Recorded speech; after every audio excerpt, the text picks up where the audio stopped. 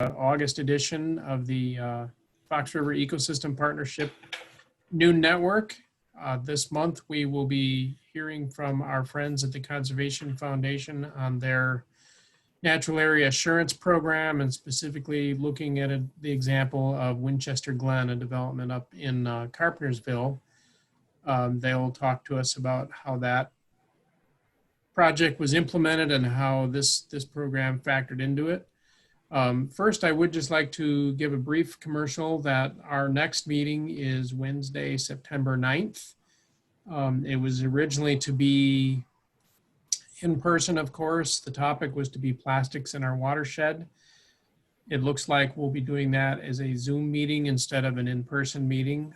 More details will be coming out on that soon as I work on getting the Zoom set up. We're going to share a few videos, sort of background educational things about plastics, and then talk a little bit about plastics in our watershed and what we all can do. So put that on your calendars for Wednesday, September 9th at 1 o'clock. There will be a FREP Executive Council meeting starting at 11, and then the general membership meeting will start at 1 o'clock with the program starting shortly thereafter. So watch for the links to come out from Becky Hogue, our communications manager, on that.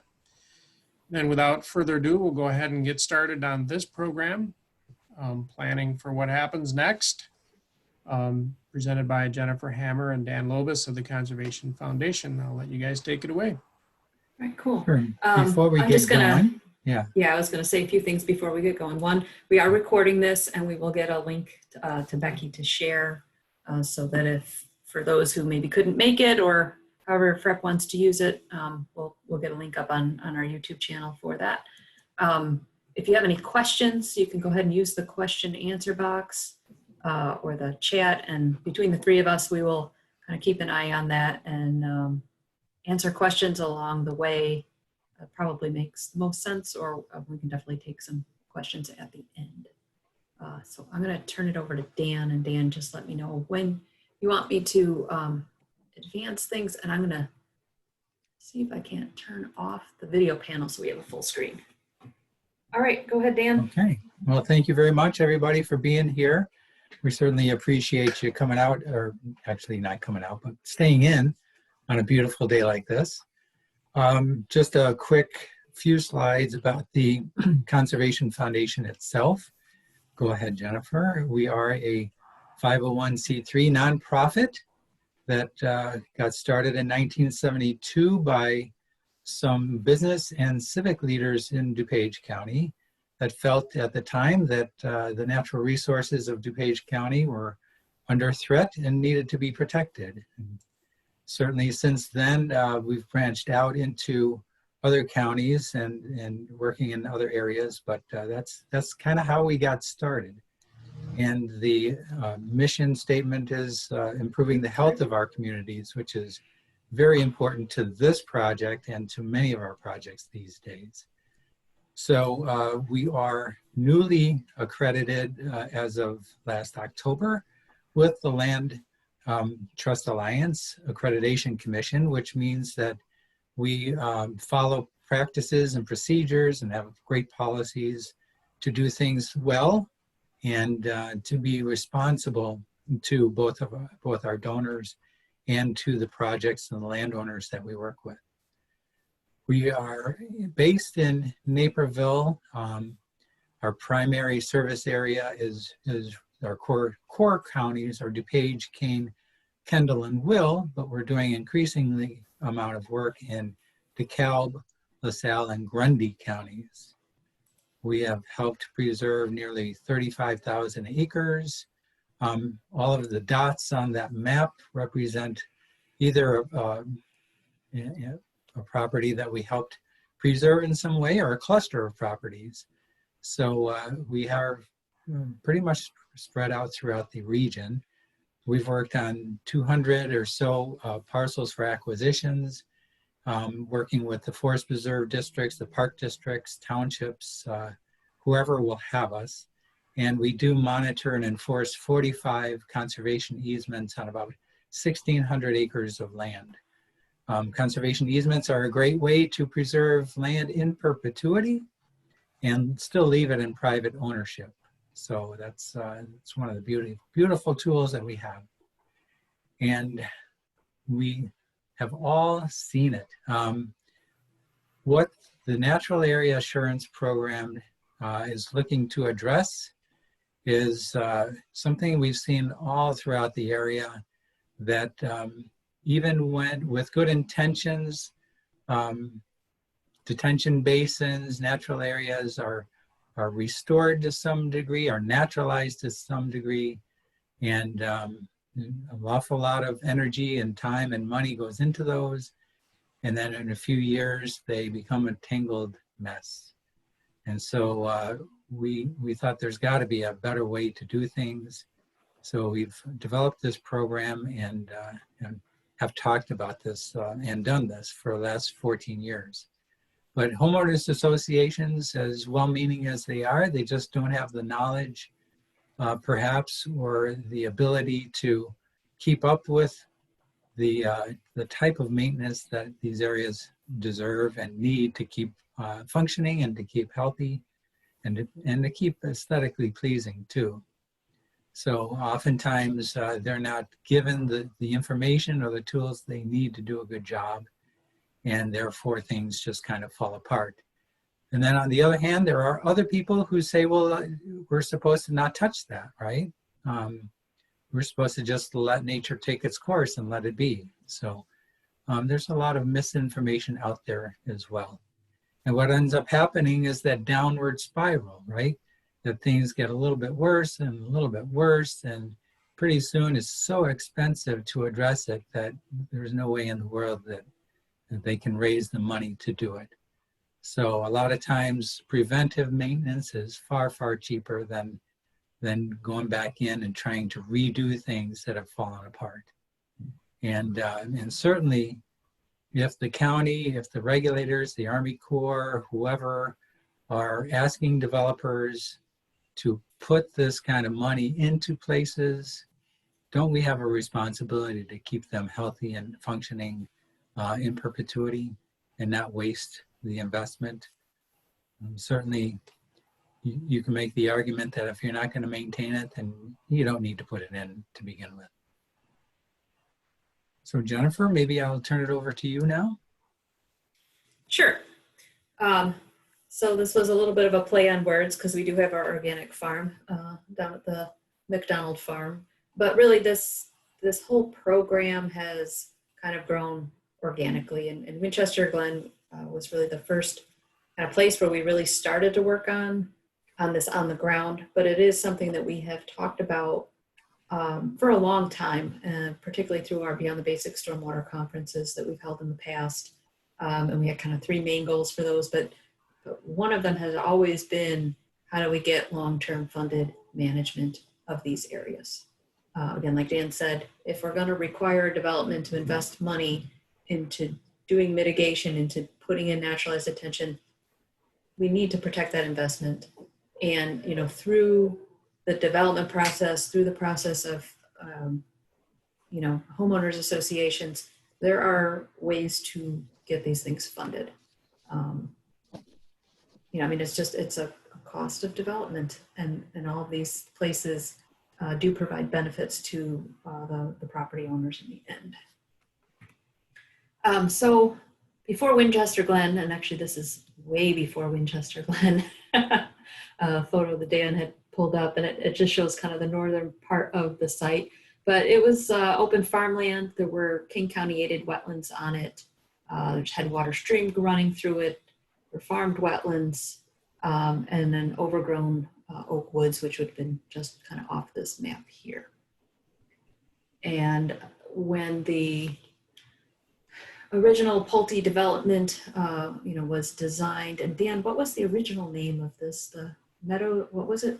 The terraces of Winchester Glen or something? Terraces and Parks of Winchester Glen. And then as we got further into the project, Pulte changed their marketing to reflect it and said the prairies and meadows of Winchester Glen. And so overall, this is not a conservation development.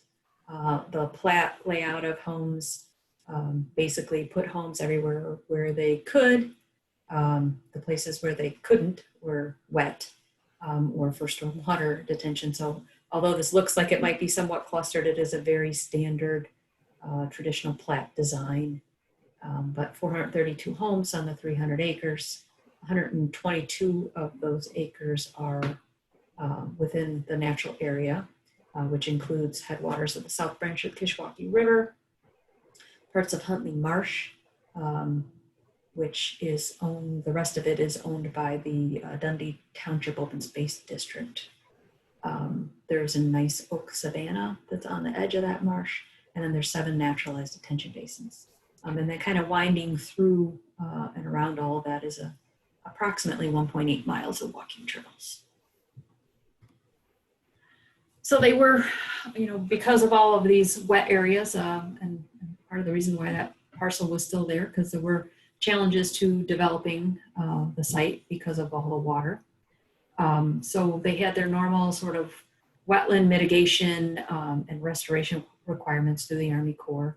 But some other things, mostly because of those headwater areas, they were required to figure out how they were going to do long-term protection as well as long-term management. And so through the development process, both between the Army Corps of Engineers as well as the village of Carpentersville, they really encouraged Pulte to look for a conservation partner to help them figure out how to address these things. And we were kind of on that list of organizations that they should reach out to. And so really to, look at how could they preserve and protect the natural areas from a long-term perspective, how to set up a way to fund and oversee long-term management on behalf of the HOA, as well as because they had seen many projects like this in the past, where once things got handed over to the HOA, the quality of the site went down overall. So really to find somebody to work with who could provide kind of that technical oversight, as well as how to find and work with qualified contractors and interface with the residents as issues came up. And I see in our question and answer box, a question from Katie. Where is this development located exactly? And it is west of Randall Road along Huntley Road. And there's a new parkway that's been built there as well. So it's about a half mile west of Randall Road. Right, and it's adjacent to Binney Forest Preserve. Yes. To the south. Correct. And actually the Forest Preserve just picked up some more land, which I guess would be adjacent to Binney, expanding Binney and to the west of this site. And another question there was, when did it start? So this was back in 2006 when discussions on the planning for this project got started. Well, that's when it was actually instituted. So we started talking about it the year before. Even before then. Right. So we worked very closely with the Army Corps of Engineers, with the village of Carpentersville, Pulte Homes, and then Christopher Burke Engineering was their design consultant for the site, and also did all of the project oversight, project management for all the work that was done out there. So. And when we talk about assurance, really, when you look at those partners, that's who we're providing assurance to. We're providing assurance to the regulators, to the future occupants of the development, to the neighbors of the development, and to the community at large, that this 122 acres would be preserved in perpetuity, so it can never be built on, and it will be managed in perpetuity as well. Stan? So a big part of this is really setting the project up for success. And this is something that, although we've kind of enshrined this into our program, it's not that there aren't other organizations that could or even should do this. And we're definitely happy to work with others, because there's a lot that could be done here. So really looking at what are the pieces needed to set this up for success. The conservation easement itself is legal document. It's recorded with the deed, and it sets up all the kind of do's and don'ts for the property, and kind of what the uses are, what is allowed, what's not allowed. And then it gives us sort of the backup to, when somebody dumps something in there or maybe tries to build their shed over the boundary, we have this legal document that backs us up. We have a legal defense fund, which is paid for by the developer, and it's based on risk, which we can have a whole side discussion on, but it looks at how many neighbors there are and what is the risk for that easement to be damaged in some way or encroached upon. And that's partly one of the ways that we really like to work on a project like this up front before too many lines are drawn, because there are ways in how a site might be laid out that could help reduce what that risk is.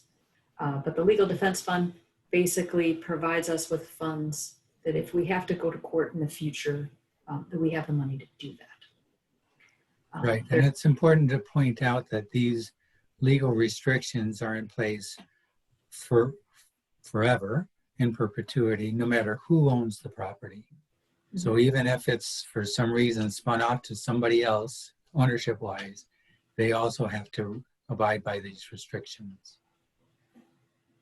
There's an ecological management plan that's a part of the conservation easement document. And then we've taken that plan and we review it and expand upon it on a regular basis, as we'll talk about a little bit more. But it has a focus both on the ecological aspects of the site as well as the aesthetic focus. I think that's one of the things that makes these sites obviously a little bit different, is that, people's yards back up to these, and we manage these in a different way than you would manage, say, a forest preserve. We get involved in writing the HOA covenants so that there is a dedicated line item in their budget for the funding for this, that it's not lumped into something else. It identifies our roles in ecological management. It talks about how that funding structure is figured out, as well as a cycle and process for increasing it over time. We do have a cap on there. It can't go up by, I forget what the percentage is, Dan, but there's a cap on that. So it isn't like we're going to come in next year and double the rate on this. But we do need the ability to increase that rate, because over time, as inflation increases, the cost of management increases, gas prices go through the roof, which obviously impacts how restoration work gets done, all kinds of things. So it does give us the ability to make those changes. But as you'll also see it on the next slide, we're going to kind of show how that number, it goes up, but it can also come down. The other piece was setting up how those assessments be collected through, in this case, they have a property management company that collects all of the assessments for the HOA. So on a quarterly basis, we receive funds from the property management company, and that those funds are collected from day one. So even though the developer is responsible for doing all the establishment and management until they get sign off from the Corps, which depending on the site could take 3 to 5 years. So they already have, houses sold and people living there while they're still doing that component of it. But those homes are also paying into that management as part of their assessments. Because you don't want, 3 years down the road, somebody's been living there for 3 years and all of a sudden now their assessment went up by $200 or $300 in a year. So it gets collected from the beginning. Plus, because not all the homes are sold all at once, that first year you may only have a quarter of the homes sold. So, there's definitely less money in that budget or in that account. But by the time you get to sign off, there'll be enough funds in there to cover at least a year's worth of management, which is what we require. Because if we're going to sign a contract with a contract with a consultant or a ecological firm, we want to know that we have the money in the bank to complete that contract. We worked with the village of Carpentersville. In this case, we used a dormant SSA. With other projects going forward, we really prefer having a zero funded SSA because it doesn't take an act of the village council to enact the SSA at that point because they've already enacted it. It's just at zero. But if the HOA decides to dissolve for various reasons, those funds can still be collected for management. So again, looking at that management long-term. And then within all of these documents, they're all cross-referenced. So conservation easement is reflected in the covenants. The management plan is reflected in the easement as well as the covenant. So, you know, we kind of trying to cover all the bases. So in this case, we took, in all of these, we take over management responsibilities once the developer receives sign off. So at that point, we become responsible for hiring a contractor, overseeing their work, paying invoices, meeting with them out on site, addressing issues with the homeowners. And in this one here, the first year, and we set these assessment amounts for 5-year chunks, so there's good stability for the homeowners. And so the first 5-year chunk of time, it was $248 per year per home. And after that first 5 years of management, the cost actually went down because we got to a better place. Like we were really more in management mode versus establishment mode. It's not going to continue to go down. It hasn't continued to go down. Now it's kind of creeping up slowly, just more or less with inflation. But that's really, we've seen that there. We expect to see that in some of our more recent projects. Those assessments cover the contract for the ecological management. It covers our fee for overseeing the management.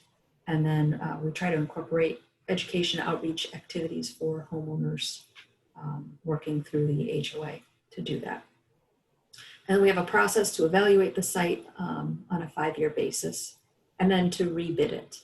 So to make sure that we're reflecting what current costs are, to know and be able to show transparency to the HOA that we are, getting a good price for the work being done. This isn't our money, and we want to be very respectful and responsible and transparent in that way that we are using other people's money to do this work. So we do go out and rebid on a 5-year basis. And then depending on where things are at, both from an inflation standpoint, from if there were some new invasive that came in and needed to be addressed, or for a number of reasons, looking at why those costs may have changed, and then reflect that in the next round of assessments. Yeah, and this is a really important component to the program. You want to be able to adjust and adapt to new situations, new conditions, but also you want to provide the property owners, the homeowners, with some sense of continuity so that they know for the next 5 years, this is about what it's going to cost, and it's not going up and down every year. So we found the 5-year period to be really comfortable on both ends, on being able to adapt as well as providing that continuity. So overall benefits. So in addition to that, kind of continuity, that these natural areas are really, they're an asset to the community. While everybody has maybe a different specific view or idea of what is beautiful, who might be a little bit different than mine or yours, but the fact that it doesn't look like a weedy patch out there.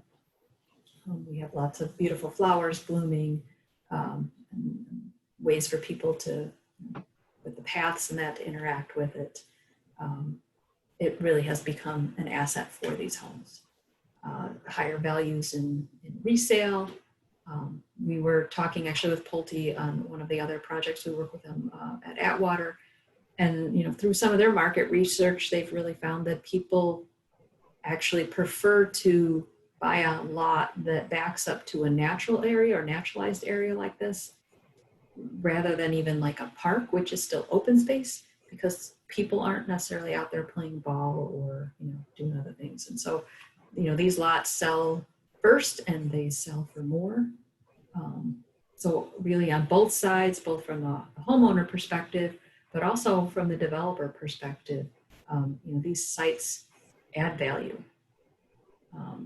We support the HOA with any issues related to the natural areas. So, that is we do get a number of phone calls, not necessarily complaining, but questions, or maybe a tree's fallen over from the conservation area into their yard. What should they do? All kinds of things that come in. The ongoing management is, like we said before, much more cost efficient and effective than waiting for problems to happen and then trying to go back and fix it once invasives take over. We've had a lot of really good feedback from the village of Carpentersville as compared to other subdivisions within the village. They receive very few complaints, if any, in any given year from this subdivision. And that's kind of important too. I ran into the president of Carpentersville about 5 or 6 years after we got this going. And I said, so what do you think about Winchester Glen? And he goes, I love it. He goes, everybody I know there loves the fact that they can walk out into a preserve right next to their house. We don't get calls for complaints. I mean, that's part of the program that you guys take care of that. And I'll tell you what, our village council really appreciates that. So from a city perspective, from the village board perspective, they loved it. So kind of as we're out there, we really are, we have two separate roles. So that as the holder of the conservation easement, we have kind of our own legal requirements as far as going out there and visiting the site, making sure that people aren't dumping or encroaching upon the easement. And when we do see these, and we do every year, people dumping landscape material, branches, mowing behind the boundaries. This has gotten better, but it is definitely a constant issue that we deal with, not only at this site, but other sites as well. So we've been trying to do regular outreach with them on an annual basis, especially in the spring or the fall, kind of reminding people when they're cleaning up their yard, dumping stuff out into the natural areas, not where that stuff belongs. We've had issues with people, they had their landscaper come and build them a new flower bed, and they dug out, a whole bunch of soil. They wheelbarrowed it across their driveway, across the sidewalk, across the street, across another sidewalk, and then just dumped it into the natural area. And so our contractor at the time took photographs of the muddy wheelbarrow track across the way. And basically through the HOA, we charged that homeowner for cleaning it up and restoring it. So we do have that ability to go in and fix these things. And then working with homeowners about, mowing and things like that. And so I said, it's gotten better, but it is definitely an issue that we continue to deal with. And then the other hat, which is what we've really been talking mostly about, is the ecological manager kind of component of this. So the management plan is really kind of what guides us, and this is something we've definitely evolved. And I think from each project we learn something, which is the way it should be. That's also kind of part of that organically grown component of this adaptive management. And so this has been an area that we've definitely made improvements on, mostly as a way, the biggest, I think, challenge we've had is evaluation. So how do we evaluate the work that's being, obviously they went out and burned, 45 acres. You can measure that, that's easy. But as far as, what does the plant community look like out there? during like the permit process, the consultant, they have the consultant go out and do plant transect surveys and do the FQI every year. But that's, several $1,000s worth of work going into annual evaluation that really could be going towards management. So we were trying to find ways that were a little bit easier but still effective in knowing that we are on the right track and that we are keeping the quality where we want it, and being able to show that the work that's being done out there is amounting to something. Because going out there and spending 60 hours of time herbiciding may not look like much to the homeowner. I can go out there and I know what they've done and the benefit that they've provided, but looking for other ways that we can really kind of measure things and know, what we're accomplishing out there. So the management plan itself kind of talks about the different types of management activities and goes into a little bit of detail about them. We identify goals, both aesthetic goals and ecological goals for that 5-year chunk of time. We set priorities. Within this budget, we have a small portion of the budget that we're able to put towards expanding and enhancing areas, because there's several areas within the conservation easement that were not a part of any of the restoration work that was originally done. So the developer basically just did what they had to as far as acres went. But there were, a couple of spots that really were never addressed. So we've been kind of chunking those into pieces and working on them over time. So we kind of set what that project, or identify a few projects to work on. And then one of the other things that we ended up adding into this was addressing mosquitoes. There are mosquitoes, but there's pretty much mosquitoes anywhere you go, whether you live next to an area like this or in a very traditional subdivision, there's mosquitoes. And what we're really trying to do out there is to create a healthy ecosystem. And so looking at where going out and spraying for mosquitoes is counterintuitive, counteractive to the work that we're trying to do out there. So the way we wrote it into the plan was that in general, we're not going to go out there and spray. You are not allowed to go out there and spray for mosquitoes. If you as the HOA would like to do, say, West Nile virus testing, and you've identified that you have West Nile virus carrying mosquitoes on site, then we can sit down and talk about what the correct plan of action is. Because it really may be working with your homeowners to empty standing water that's laying around in their yards, things like that, before we would go into actually spraying in wetlands.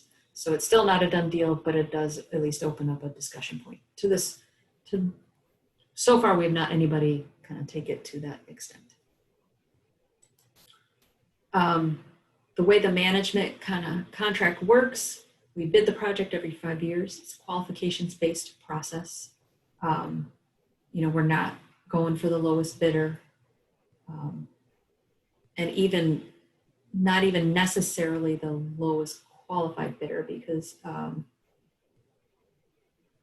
if you're kind of gone into this and you have the contractor who's been working on it, and now they've rebid on it, and maybe they're a little bit more than the next qualified bidder, there is still a cost in changing contractors. And so you really got to kind of figure out, like, is it worth that learning curve to get over? Is there enough savings to do that? And so we really look at all of those things. The management contract is based on a 5-year contract. So we get a rate table. So, this is how much their rates are going to increase over the next 5 years, generally just based on inflation. But that we sign an annual contract that's basically renewed for up to 5 years. So there's still, if something happens, which we have not had this issue, but if something happened that we were really not happy, the Homeowners Association, was just major problems, we would have the ability to end that contract. We put in measurable goals based on the priorities, which I'm going to give you some examples of.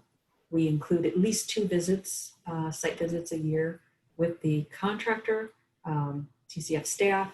We do the spring visit with HOA board members, as well as over the last several years here, we've also included their traditional landscape contractor, because we've had some issues with where should we be mowing, where shouldn't we be mowing, or there's problems of, you know, who's responsible for what, and it's just easier to do that when everybody is there on site.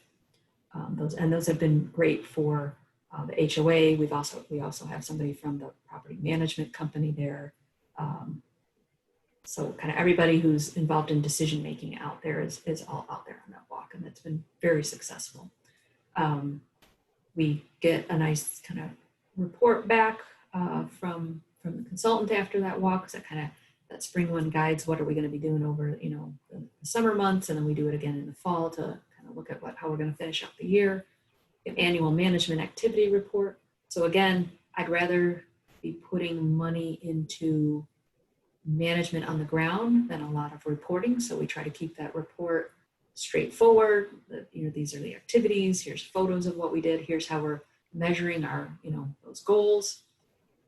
And then the 4th year in that 5-year contract, we do budget funds to do a broader floristic quality type of assessment. And that assessment then helps us in that 5th year when we're going to go out and rebid the project. So this just kind of gives you an idea. The map on the right shows kind of what our burn priorities are. We chunk up the site into 3 years of burning for the most part. And then the map on the left is kind of, you know, as we did that walkthrough, what were the areas or what were the things that we saw? So, you know, identifying places where there's, you know, Phragmites popping up, make sure we stay on top of that. You know, looking at where we're doing cattail management, where we might have some dead or dying trees or trees that had been put in as part of the original planting plan that really need to be limbed up to, you know, just be able to manage things better. You know, whatever comes up. And so we get that on the map, and it's kind of a nice way to be able to go back and look at things when questions come up later in the throughout the year. And just to note that these maps are provided by Steve Zimmerman, who I believe is on the call. He's from AES. Yep. And all of these pictures that you see provided from AES, these are all pictures that Steve provided, helped me get ready for this presentation.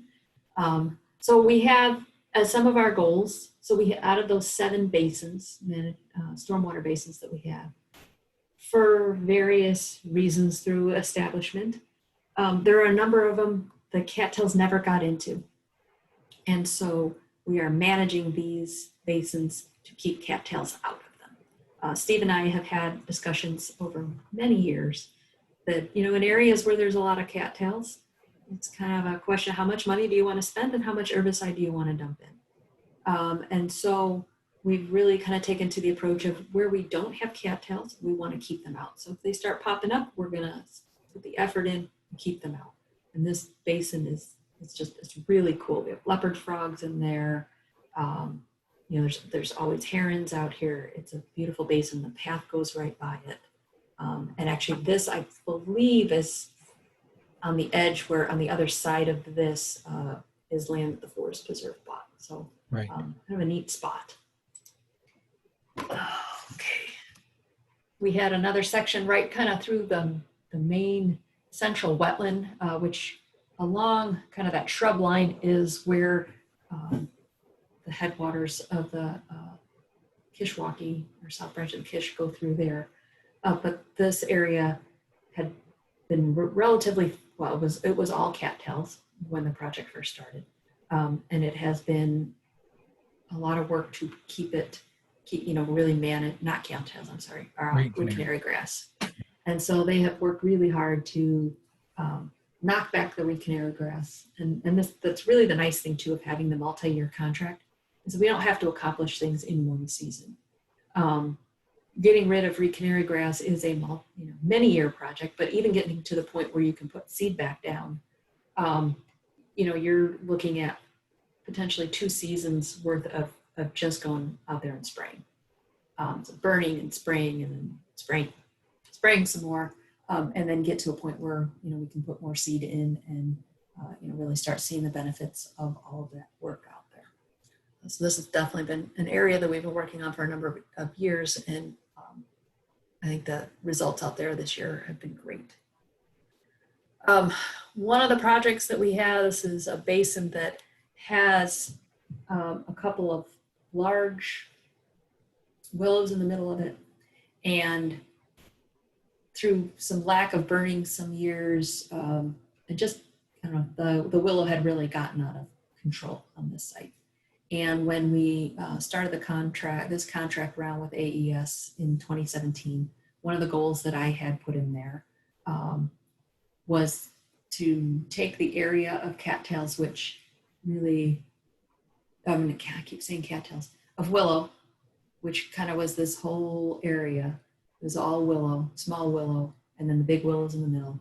And then my goal was to reduce it down to basically by 2/3 down to this area. We hire professional contractors because they know what to do. So this is what I wanted to end up with, but I didn't tell them how to do it, and how, you know, whether it was a matter of cutting it back to smaller and smaller each year, or other means. That was on them to figure out. But by the end of 5 years, we wanted it reduced. So in the report that year, this is where Steve, you know, they went out and actually kind of walked that boundary of where the willow was. So the dotted yellow line was the extent of where the willow was. And they went out there and pretty much cut all of it down except for the big trees with a big mower. And it was a stark site out there. A couple of homeowners kind of questioned it a bit, but in the end, this was a way to really accomplish this goal very quickly. We had a great response of vegetation come back. So there was still a lot of really great sedges and rushes and things growing underneath all that willow, but they knocked it back. They did herbicide. You know, this is on the area for burning. So it has made this, so this was in 2017 with that boundary. And then in 2019, our report at the end of 2019, just those purple dots in the middle, basically this is where the bigger trees and some small stuff is left. So they've more than accomplished that goal within, you know, really the first 2 years of the contract. You know, they're still going out there doing some spot treatments of the willow, but they're able to, you know, kind of utilize the resources they would have been putting to this on a, you know, kind of annual basis. They hit it hard from the beginning, and now we're putting some of those resources elsewhere on the site. So again, you know, working with a contractor that knows what they're doing, and that's why we hire professional, you know, qualified contractors. I don't need to tell them how to go out and do this. You know, Steve and I have had a lot of discussions, kind of this approach or that approach, but you know, kind of leave it up to them to figure out what is the most efficient way to get this work done. And then here's a picture from last summer. And so, I mean, it's just chock full of rushes and sedges and lots of nice flowering prairie wetland forbs out there. And this wetland here, it's like right adjacent to the park that's there. The main road goes right past it. So it really is kind of a showcase as people come into the site. Another project that we have, project area, and this was sort of a special project area where some initial clearing had been done within the Oak Savannah area, but not a lot of work as far as the original restoration work that had been done by the developer. And so we really identified this green area as an area to really get in and open up the savanna, thin the invasive brush, doing some herbiciding in there, trying to get some fire through here, and then some additional seeding and planted some shrubs. So this is really coming along. One of the challenges in Carpentersville and at this site is Carpentersville has very strict tree rules, tree preservation rules. And so anytime we're out there cutting pretty much anything, particularly anything that's over like a 6-inch type of DBH, maybe even over 4-inch, we always let the village know. The contractors will, just contact them, let them know that they're cutting stuff and it's all, within the plan, and just to keep everybody on the same page. And here is a picture of what this is really coming back to. It's a really pretty area. And this is adjacent to, actually go back one page. So what's out beyond, my cursor up there, what's out beyond here is Huntley Marsh, and the rest of this is owned by the Dundee Township Open Space District. So this is an area actually we're working with, maybe trying to split the cost of just burning the whole thing out there, which I think we've done once in the past. And it's really hard to put your burn brake right through the middle of a wetland like that. And let's see. Oops. Skipped ahead. Oh. There we go. And just some pictures that I've taken through the years out there. I mean, there are sandhill cranes out there every year.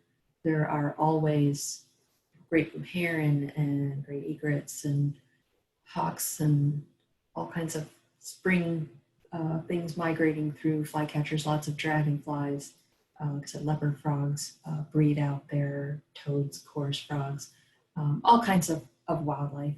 And residents definitely enjoy it. And I know Steve and I always enjoy walking through there in the spring. We always have our binoculars with us. So Dan, do you want to kind of tag team on some of these lessons learned? Sure. No problem. Excuse me.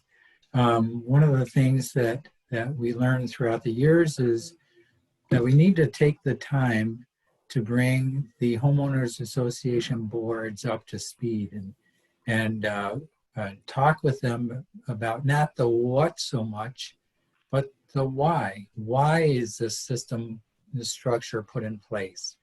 What would happen if it wasn't put in place? In all of these instances, if these things weren't put in place, there would be no houses there. So they wouldn't have a place to live in this place next to a preserve unless these things were put in place. So talking about, what the objectives are, the stormwater objectives, as well as the rest of the conservation values of the preserved areas is really important. And we feel like if they understand the why, then the what is not so hard. And, they'll understand that from a legal point of view, we're pretty much stuck together. And we approach it that we are partners in this preserve, and we hope to keep it that way. So that's one of the things. Second thing. Yeah, and I guess, Dan, just to add to that, like just sort of laying out that, like, although we're using their money to do this, right, we're the ones in control of deciding who the contractor is and what gets paid for. I mean, we had one of our associations were like, well, what if we send some of our homeowners to the Chicago Wilderness Burn Training? Couldn't we just do the burning? And it's like, no, on so many levels. We try to be very, again, cost conscious. The plans that we have, it's not the Cadillac of restoration plans, but it's also not like the used car lot plan either. We're kind of right in the middle, and we're cognizant of cost.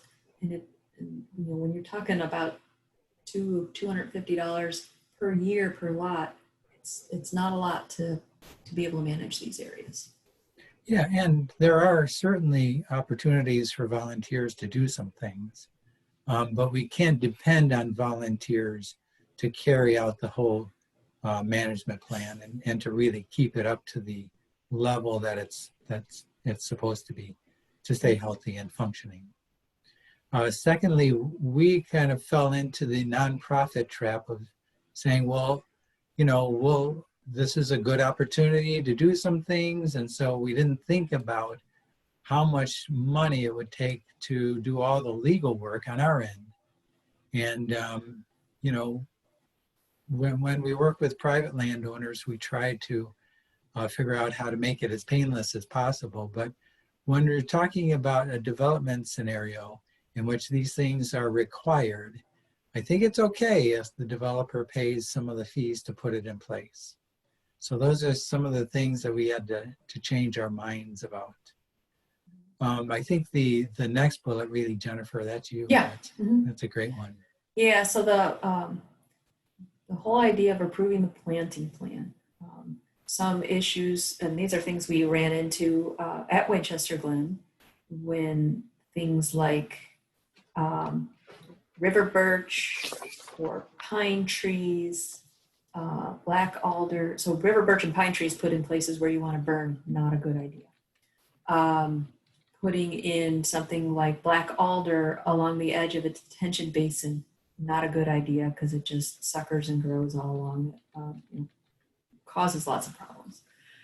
So, you know, looking at where is the appropriate place for plants and trees, looking at the plant list itself.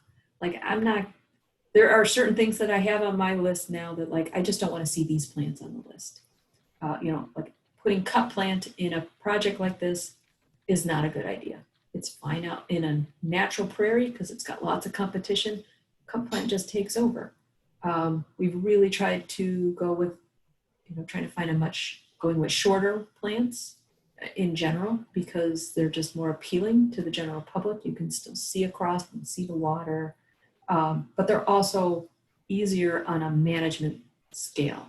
You know, burning a prairie that's, relatively speaking, 3 feet tall versus something that's 5 or 6 feet tall is just easier to manage when you're in close proximity to homes. And the idea of looking at the planting plan as, you know, planning that out with the long-term management plan in mind. And when we can sit down and talk with a landscape designer about this, you know, it isn't that we're coming at it from, we know better than you, or we're tree huggers and we want, you know, we want these species. It's more of, okay, if we put that river birch there and you want it to live, it's going to cost us more money from a management perspective to protect around that every time we burn. So as the developer, if you're concerned about keeping those management costs low, because that's part of the assessment, and that's what people look at when they're going to buy a house, then we need to look at the planting plan with what is the kind of most cost-effective way to manage these sites, which obviously includes fire. And so looking at our planting plan and thinking about what that long-term management is. You know, where are we putting groups of shrubs? Because if we're putting them out in the middle of where the prairie is, that's problematic. And when you put shrubs in or trees in and then bring in mulch, you're generally bringing in weed seeds, and that just causes more problems. So really looking at these, at how the planting plan is developed with that long-term management in mind. I think I'm going to skip to the last one. And again, Actually, Jennifer, if you Yes. could address Holly's question in the chat. Oh, sorry. Your question is, does an HOA rep participate in contractor bid review and contractor selection? No. Simple question. No. Right. And in general, it is, we have shared the information. Yeah, we report back to the HOA board and we discuss reasons why we chose the way we did, but it is really our decision. And, you know, if we obviously need to live with the HOA board as a partner. So we want to make sure that we're working in concert and not against, but it is really, it comes down to it is legally our decision to make. Thanks. I have some examples of kind of the issues with narrow strips of vegetation. So maybe we'll just talk a little bit about, this is one of the more recent kind of changes that we want to make going forward to this program. Is currently, other than getting money to cover legal fees, we don't get paid until we start taking over management, and then our fee is based on a percentage of what the ecological management contract is. But in that meantime, in that 3+ years, because like we're working with the developer before they get the permit, and then from the time that they have the permit till there's permit sign off, we are working through a number of issues, and in some cases dealing with homeowners and other things going on, meeting out on site, and none of that staff time is covered. And again, sort of as Dan said, when we do these things for a voluntary basis, somebody who wants to put their family property into a conservation easement, I mean, that's what our members donate and support us to do.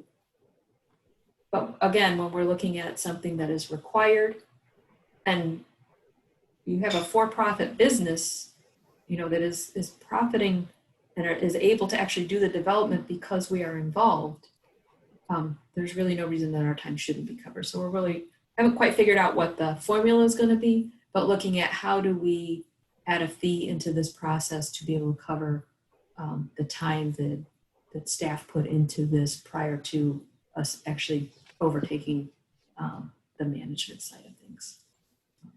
So, that's like I said, every project we go through, we learn something, we adapt and keep making changes, and share these thoughts with others. That last, or the second to last one there is looking at paths. So this path, it circles, kind of the edge of a good portion of the preserve.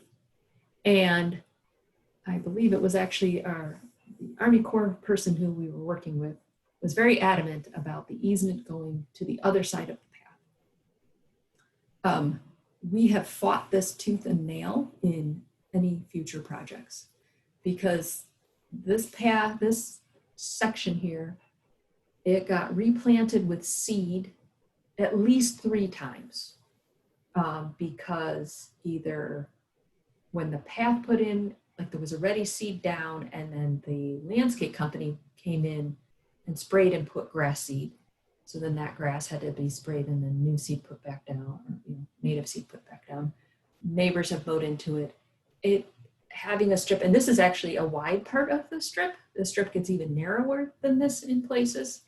And it's right at the edge of people's properties. It has not worked well. So what we ended up doing, because we're stuck with this area, is we ended up going back and planting it in more of a managed setting. So we plugged it mostly with northern drop seed, and then some other flowering things kind of in between. There's mulch in there. There's a lot more TLC on the contractor part along this. And this was in this section. We had another section of this same path that started out really nicely. But again, it got mowed several times by, we don't know who. It wasn't this landowner, because this landowner was the one who would call and tell us that somebody came and mowed it. The landscape company, the traditional landscape company, said they didn't. I'm not so sure that was true.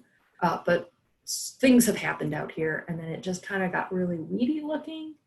We tried to manage it to kind of bring it back, but it, again, just being such a narrow, fragmented area was very hard. So this past spring, actually just a few weeks ago, they herbicided it all down, and we plugged it in the same manner as the other section of trail, mostly with northern drop seed, but then a number of kind of shorter forbs in there, and it's mulched, and it will be just kind of cared for a little bit more. But we will not do this again in a future project, because it's just too hard. Having that trail as the boundary works. This side is easement, this side is your yard, or HOA, that gets mowed the normal way. So this is, definitely an area that I know our contractors greatly appreciate, us pushing for that, because these areas are so difficult to manage and manage effectively. Obviously, if you want to put more money in it, you can manage lots of areas like this. But when you're really taking away from funds to, be combating weed canary grass and phragmites and other things, you're putting so much more time into a spot like this that's very small. It just doesn't make sense. So, definitely something that we have learned from. We have a new question in Yeah. chat. Can we maybe come back to that Yeah, afterwards? that's what I was going to suggest. Yep. So kind of finishing things out here, this is sort of a list of projects that we've been working on. And then some projects that are sort of in negotiations a little bit further along, and then a couple that were really in planning that that we were brought in on to sort of consult a little bit, and then they're kind of trying to figure out how those projects might move forward and whether they're a good fit for our program. And I think all but 3 of these are residential. The Midwest Industrial Fund's one that's going to be an industrial site. The Windmill Lakes is a commercial site. Butterfield Village is a commercial site. So we've been able to work this process. It really doesn't necessarily matter on what the use is, because in an industrial or commercial site, you have a property owners association essentially. So they're still paying, there's an assessment structure and things like that. And Dan, I will maybe let you talk about this. Yeah, I mean, this is what it's all about. I mean, success for these projects is not entirely based on ecological outcomes. Those are important. The health of the vegetation, important. The function of stormwater, very important. But it's also how well it's either tolerated, accepted, or embraced by those around it. And certainly this is a sense of the acceptance and embracement from the Atwater community. Residents are out there every day appreciating the natural areas, appreciating the birds and the butterflies, taking pictures of all this stuff. They sent it to us, a whole bunch of photos saying, hey, this is just what we've been doing. And can we share them with people? So that's in our latest newsletter, actually, this article. But especially when you look at getting outside in this COVID-19 time, and in fact, one of those comments is about this time, people really, really appreciate this. And the fact that they don't have to get in their car and drive to it, make a special trip, that they can just walk out their door and appreciate nature. That's what it's all about for us.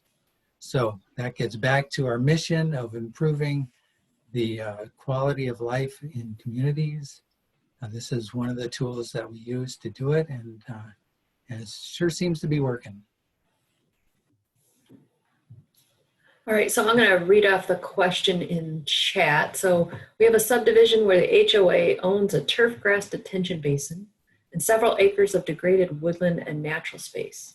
They often call us for maintenance suggestions. Does your organization come in and assist HOAs in converting and restoring natural areas and then managing them long term?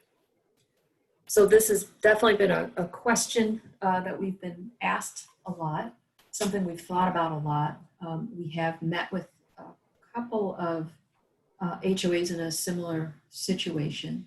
The biggest challenge is being able to come up with the funds to get the initial restoration done, and then to have the ongoing funds there.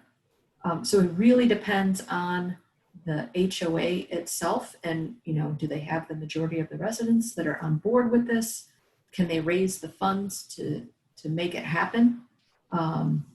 Because it's just not worth going into a site that really needs $50,000 worth of work just to get it off the ground, but that's all they can pull together is $5,000, because you can't go into an area, say something with like Reed canary grass, and just chip away at like a small piece of it at a time. It really needs to be kind of dealt with on the grander scale. As far as like turf conversion, Obviously, that's something that you might be able to do in some phases as far as working with costs. But yeah, the biggest piece is how to put the funding together, and then to make sure that we, how to put an agreement in place that if we're going to sign a contract with, somebody, that funding is going to be in place over, at least a minimum period of time. So, I mean, we're happy to talk with an HOA, and maybe there's just some things that can be done to help them kind of set up a project like this. Again, set it up for success. But I think there's not a single answer, because I think it really kind of depends on the site and on the HOA and what the residents are willing to do. Let me add to that. All of these projects have been new development where somebody, either the Army Corps or the county or the municipality itself, really wants this to happen. So they're basically holding a hammer, and they have the reins to issue a permit or not issue a permit for this to go forward. So there's a requirement involved. With existing HOAs or existing developments, there's no requirement there. And so that makes it a little harder to convince, existing residents, for example, that this is needed.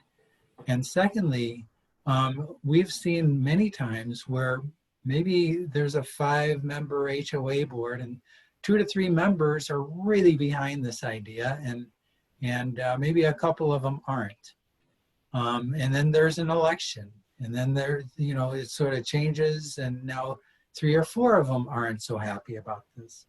So with all of those changes, it gets pretty difficult to think long-term relationships, long-term contracts with an HOA board. And I'd love to sit down and talk with boards that are willing to do this and willing to look into a long-term relationship. But so far it hasn't happened yet. Still looking for those opportunities though. And I think something else to kind of think about in the way that this is structured, like I said, this is definitely not something that we're like the only ones that could do this. I think a similar setup could be done like through a park district. Personally, I don't think a park district or a community should accept responsibility for a site that has stormwater management, that like to accept a stormwater detention basin without management dollars. But a similar setup could be done where the park district is essentially playing this role, but with all of the same sort of safeguards and funding set up where they're actually being paid to manage these things. Because the benefit that is provided through that stormwater management area, even if ends up being like a park that's open to the grander public, that stormwater benefit is still directly for those homes. And that's what allowed that development to be built. So, we're definitely looking for other partners that we could work with just to help them set up a program like this on their own, where maybe we're just advising a bit, helping them get it set up.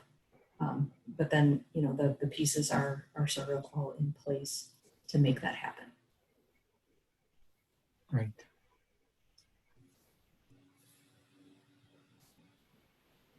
And that's all we've got.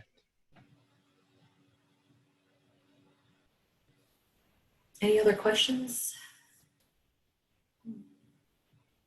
Any other questions that people have, you can put them in the Q&A box or the chat box, and we'll see them. I think this has all been very good. A lot of issues that we all have been wrestling with for a long time, and you guys have come up with a program that addresses it best, as you explained, when it gets in on the ground floor of a new development. Very hard to get in once they're established, and like you talk about those changes with the HOA boards and the challenges that presents. But we're all still looking for the opportunities to do more of this and make more of it happen.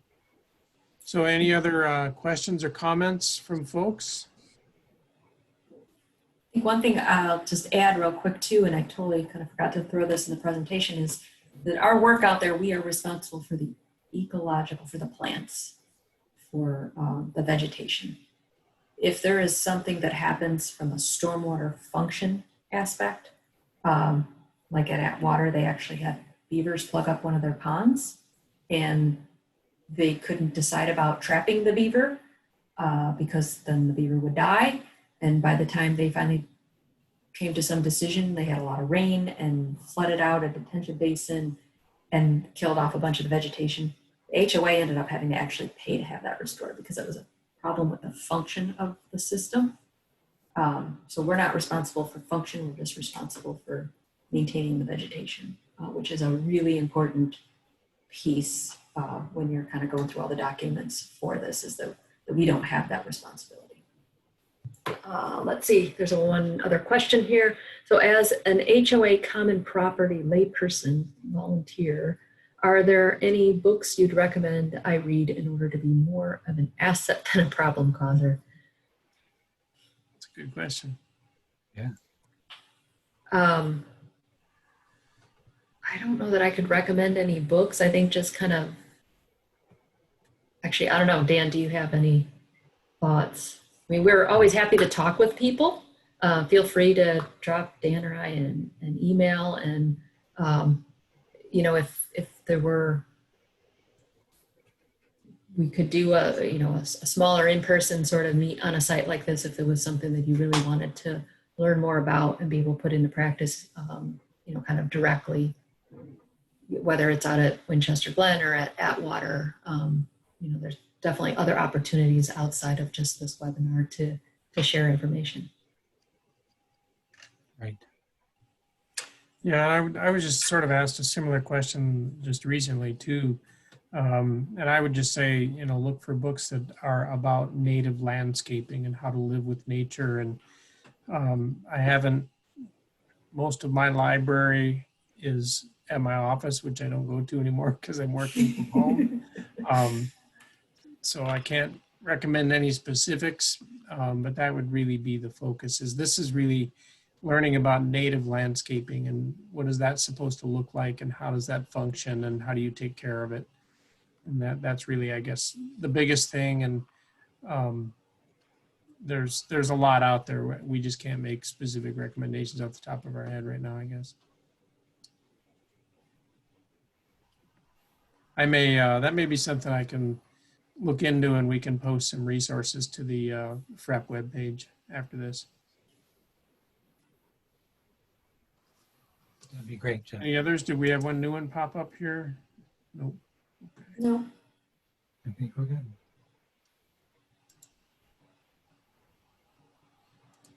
All right. Well, thank you, Jennifer and Dan, for a great program. And if anyone has any questions, I'm sure you will be available. If they know of subdivisions that want to get enrolled, certainly you'll be happy to talk to them. Absolutely. Thank you all for tuning in. We're going to try it again next month, like I said at the beginning, on September 9th with a discussion about plastics in our watershed and kind of what we're going to do about all that, some of the challenges we've been learning. And so I would encourage you to tune in for that. We'll send out a message fairly soon about that that'll be similar to this, where you'll click on a link in our message, and then we'll send you the link for the actual Zoom meeting. And that way we kind of have some security and control over who can get into the Zoom meeting. But it'll be very, very similar to what we did for this. So that's next month, September 9th, on plastics. Hope to see you all then, and thank you all for joining. And get outside and enjoy the rest of the day. There you go. Thanks, Jeff.